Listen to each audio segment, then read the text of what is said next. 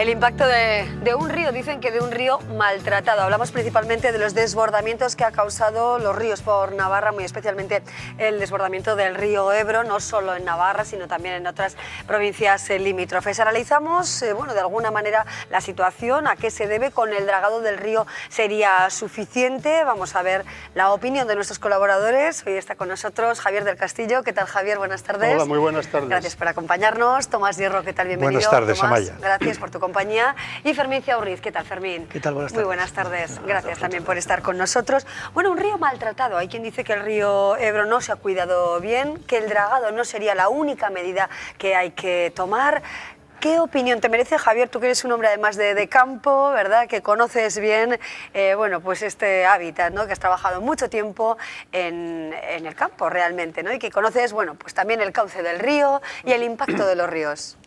Bueno, para empezar, yo me quiero solidarizar con los damnificados, que tampoco ellos tienen la culpa, sobre todo casi siempre la paga el que no tiene la culpa, pero de todas las maneras los ríos, como cualquier otro elemento, pueden ser mejor o peor tratados, pero no nos llamemos a engaño. Yo, desde mi punto de vista, es la naturaleza la que puede mucho más que la acción del hombre.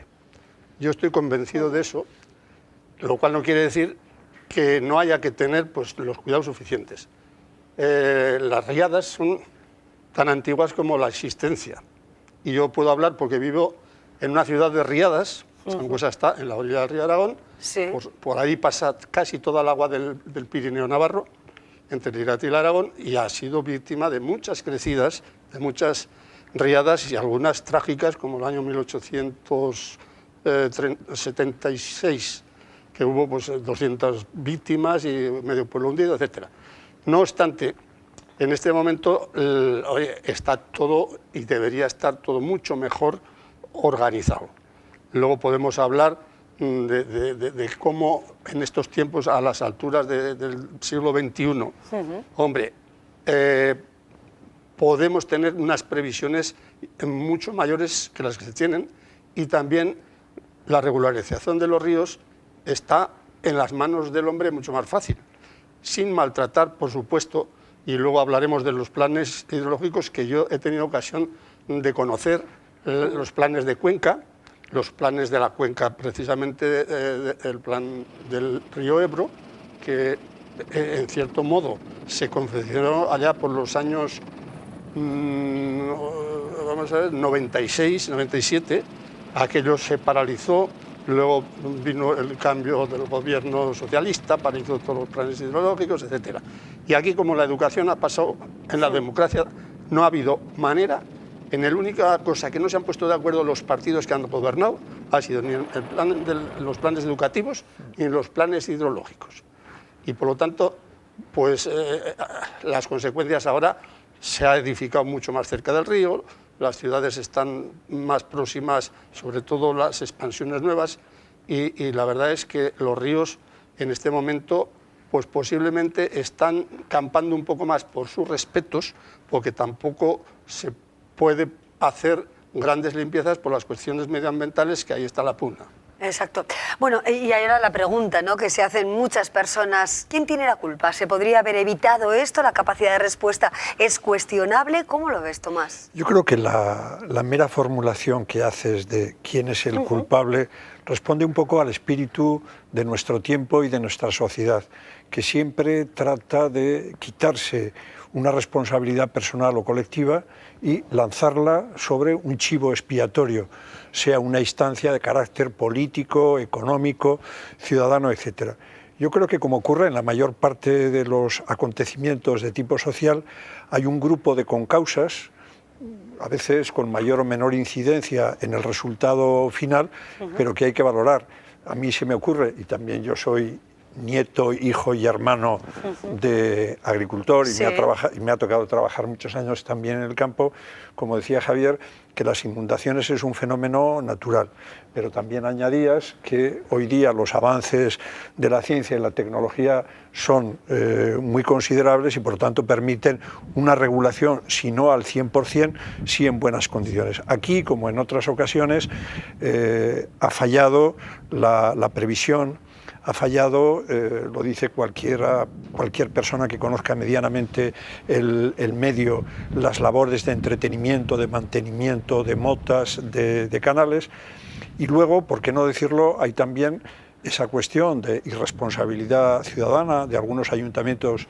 No sé en el caso concreto de Navarra si esto es así y en qué localidades, quizá construcciones hechas en cotas irresponsables en vista de la previsión de eventuales avenidas. Y luego hay una cuestión que afecta en este momento a todas las actividades sociales y públicas, que es la crisis económica. A mí no me cabe la menor duda que, con independencia de que haya habido más o menos previsión, la reducción de presupuestos en todos los ministerios, incluido el de Agricultura y Medio Ambiente, ha redundado en esta cuestión. Y luego, por acabar, en esta primera intervención, hay un asunto de índole administrativa, jurídica, política, que yo creo que está en el trasfondo de algunas de las cuestiones que estamos poniendo sobre la mesa, que es la falta de coordinación de los diferentes niveles de la administración para actuar, y nunca mejor dicho, en este terreno: los ayuntamientos, la Confederación Hidrográfica del Ebro, el Ministerio. En un asunto que es básico, en un producto estratégico como es el agua de boca y de riego, si no hay una política unitaria de carácter nacional que esté por encima de las ambiciones legítimas, pero en este caso creo que poco explicables, de los partidos, pues vamos a ir a la deriva, y en este caso a todo ese cúmulo de circunstancias pues se suma una anomalía de la naturaleza que ha hecho confluir en pocas semanas e incluso días la afluencia de agua procedente directamente de lluvia y del deshielo. Claro, ha sido el febrero más lluvioso, ¿no? En los últimos 135 años. Aquí tenemos el impacto. Bueno, hay muchos temas que tenemos que abordar. Bueno, esa posible, de alguna manera, ese desajuste, ¿no?, que puede haber a la hora de, bueno, pues de compaginar intereses nacionales con regionales, ¿no? ¿Cómo lo ves, Fermín? Realmente, bueno, se están dando ya datos de cómo se va a ayudar. Por ejemplo, se ha hablado de los 3 millones de euros para reparar los daños causados en la red de carreteras. Luego escucharemos al consejero de Fomento, Luis Zarraluki.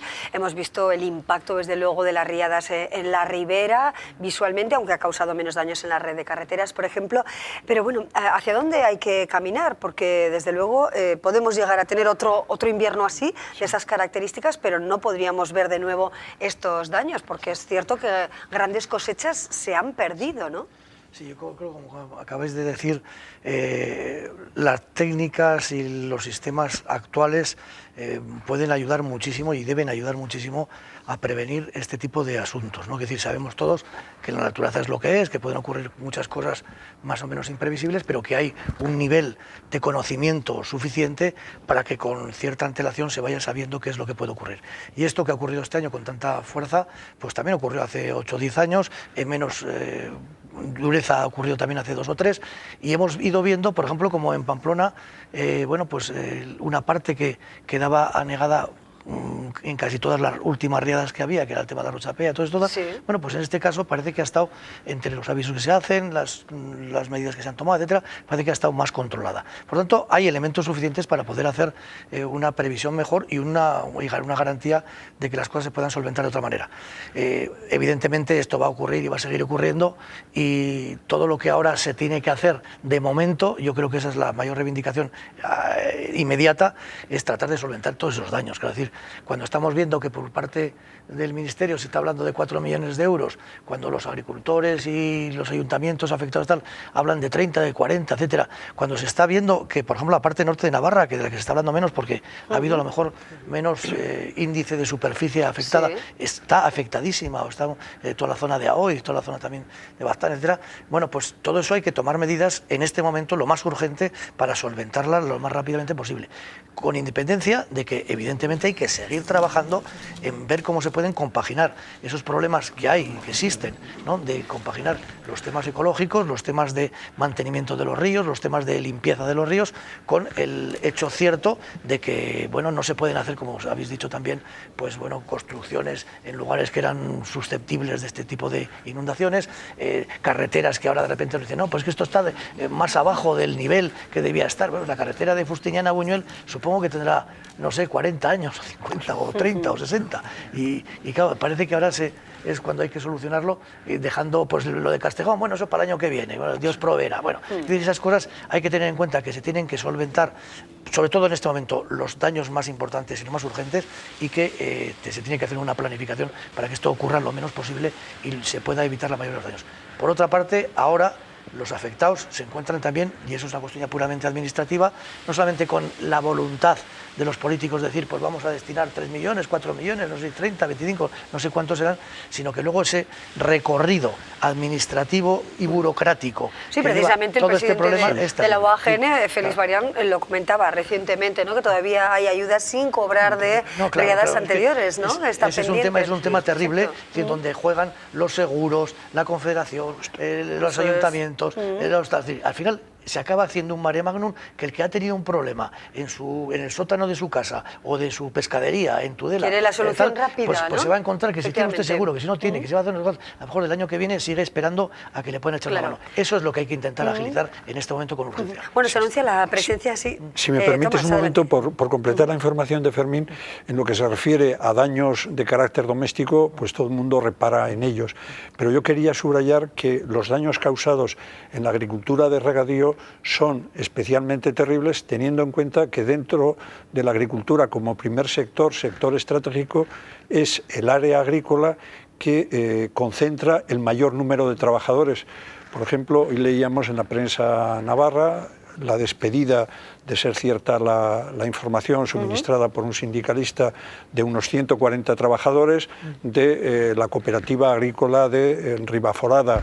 Otras empresas que momentáneamente habían tenido que dejar en la calle a 50 personas. Por lo tanto, no tiene nada que ver lo que es el cultivo de regadío con el cultivo de secano, desde luego no inundado, y que por otra parte, por su carácter extensivo y muy mecanizado, emplea un porcentaje de mano de obra muy escaso. Sí. Vamos a ver qué lectura podemos hacer de la presencia ayer de la ministra de Agricultura, visitando los daños que ha causado las riadas, también del secretario general del Partido Socialista, Pedro Sánchez, que hay, bueno, quien dice que parece que los políticos están aprovechando las riadas para hacer campaña electoral. Bueno, hay quien dice esto y quien dice que es la responsabilidad de los políticos estar ahí donde se producen daños como estos, ¿no? Vamos a escuchar a la ministra y al secretario general socialista. Decirle al presidente del Gobierno que salga de Moncloa, que pise el barro, que esté con los vecinos y que les diga exactamente cuál ha sido su gestión, porque ha sido un caos. Y yo quiero criticar y denunciar la ineptitud del actual Gobierno, porque creo que es de una insensibilidad y desde luego de una descoordinación que tiene que ser denunciada. Que el viernes irán medidas para paliar los daños, irán medidas para indemnizaciones, irán medidas para tratar de restablecer la situación lo antes posible. Los técnicos han hecho todo perfectamente, los de la Confederación, y la culpa, bueno, pues ya os digo que la tenemos nosotros por tener fincas donde las tenemos y por haber cultivado los campos y haber sembrado cuando no tenemos que sembrar, por lo que se ve. Bueno, ahí vemos a Félix Barián bastante enfadado, ¿no? Con bastante ironía y claridad en su exposición, ¿no? Y la ministra, bueno, pues que también alude al viernes, ¿no? Que se va a decidir de alguna manera todo lo que se va a aportar como, bueno, pues reparación de daños. Javier. Pues después de ver esto, uno saca sus conclusiones. Es verdad que estamos en campaña electoral y ahí está la falta de credibilidad muchas veces, tanto en los de la oposición como en los que están gobernando. Los que han estado en la oposición, hay que ser sinceros, y han puesto 1000 cortapisas a lo que son la modernización de los planes de cuenca de los ríos en toda España. El plan nacional fue al garajo en cuanto entró el señor Zapatero, que también entraba al río Ebro y todos sus afluentes. ¿Y con qué argumentos principalmente en contra, ¿no? de mantener los ríos sanos, por decirlo de alguna manera, o en contra de lo establecido en ese momento? En aquel momento, pues el enjuiciamiento del medio ambiente de doña Cristina Narbona y los que estaban en aquel momento chocaron con los que planteaba Navarra. Estaba de acuerdo, y entonces estaba el tripartito, y estábamos de acuerdo con aquel plan, y con los de Zaragoza y toda la cuenca del Ebro estaban como nunca, casi ya consensuado. Sin embargo, pues por estas cuestiones llegó la señora Cristina, cuando llegaron a esto, fuera, y se empiezan a discurrir las desaladoras y todas aquellas cuestiones. Los planes de cuenca y los planes hidrológicos, desde mi punto de vista, son la modernización de lo que es la administración del agua. El agua es un bien público de todos los españoles y, por lo tanto, el gobierno del Estado y el Estado es quien tiene que administrar ese bien público y, por supuesto, a través de las confederaciones y bien controlado por los usuarios, más que por los partidos políticos, porque dentro de una confederación, la del Ebro, están los agricultores, están los industriales, están los alcaldes en abastecimientos, está muchos usuarios, y los planes tienen que garantizar el suministro a todos estos y además la conservación de lo que es el cauce natural, de lo que es, como si digamos, lo que recoge el agua y la conduce al cauce del río. Y por lo tanto, en esos planes también entraban partidas importantes para mantener esos cauces, evitar salidas, como se hayan de hacer, y también estaban los embalses, que son tan denostados por unos, y los embalses son magníficos lugares de contención de muchas riadas. Mirad, el embalse de Mequinenza ha evitado que toda esta avalancha de agua llegara a Cataluña, porque Mequinenza es el mayor embalse que tiene el Ebro.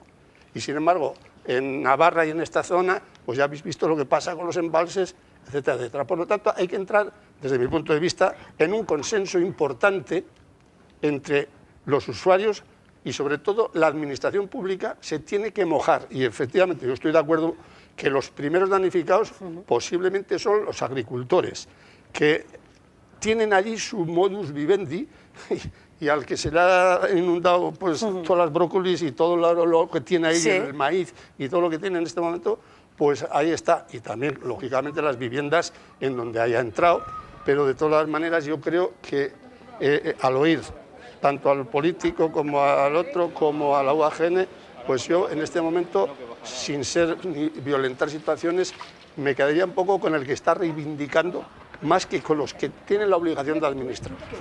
Surgen voces también, bueno, que indican que, bueno, pues debido, lo comentábamos en la tertulia de estos días, ¿no? Aquí también en el programa, que, bueno, pues la opinión, por ejemplo, de quienes tienen una postura más restrictiva o apuntando un poco a los ecologistas, podría haber influido también en esa política fluvial. Y por otra parte hay quien, o hidrológica, ¿no? Y hay quien dice, bueno, pues que cuando se ha tenido tan en cuenta las decisiones o planteamientos o medidas que aportan pues, principalmente los ecologistas. No sé si realmente se ha sido restrictivo en ese sentido o no. Yo creo que afortunadamente la conciencia ecológica es algo que sucede en Europa desde el siglo XVI con el Renacimiento y que en las últimas décadas en el mundo occidental cobra una fuerza extraordinaria, afortunadamente. Insisto en lo de afortunadamente. Lo que ocurre es que en ocasiones, y lo estamos viendo, este es el ejemplo más cercano, se contraponen puntos de vista e intereses completamente distintos. Si por ambos lados se llega a actitudes fundamentalistas, es decir, un río, un monte no se debe tocar, o yo hago lo que quiero, o voy a actuar con enorme libertad, es difícil llegar a una conciliación, y me da la impresión de que esto ha ocurrido en muchos casos, porque desde luego, conociendo un poquito el cauce de algunos ríos navarros y de otras comunidades autónomas, cualquier ingeniero te dice, no, con una leve intervención en esa isleta que se formó hace 3 años, podíamos evitar esa avenida que ha causado un efecto de carácter pavoroso. Pero claro, volvemos a lo de antes.